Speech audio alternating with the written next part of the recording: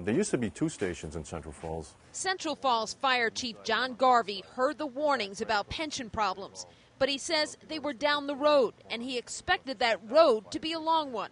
There was always idle talk around here about pensions, but we never thought it would come to this. We always thought that there would be enough there.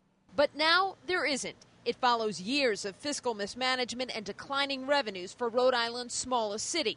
Troubles with its schools were so severe, all its teachers were fired at one point. Central Falls schools are now run by the state, and volunteers operate the library. It was the city's pension obligations that put it over the edge and into bankruptcy court.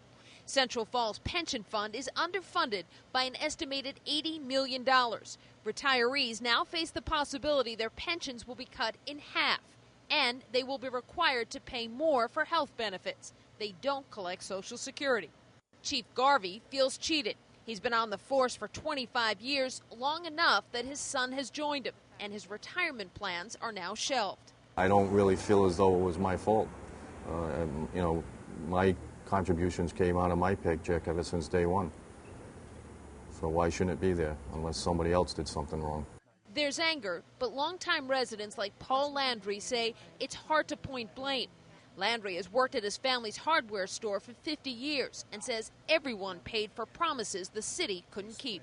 One mayor after another mayor, another mayor, and they just push aside, and no one's accountable for what they have. State officials say Central Falls, population 18,000, should serve as a cautionary tale.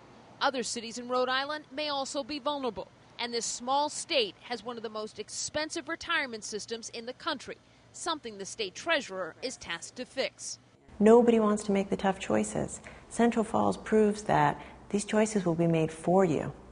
If you don't act quickly enough, consequences will be devastating. And so, as hard as this is now for me, for the governor, for union leaders to come to the table to fix it, it is much easier to fix it now than when you're at the brink of bankruptcy.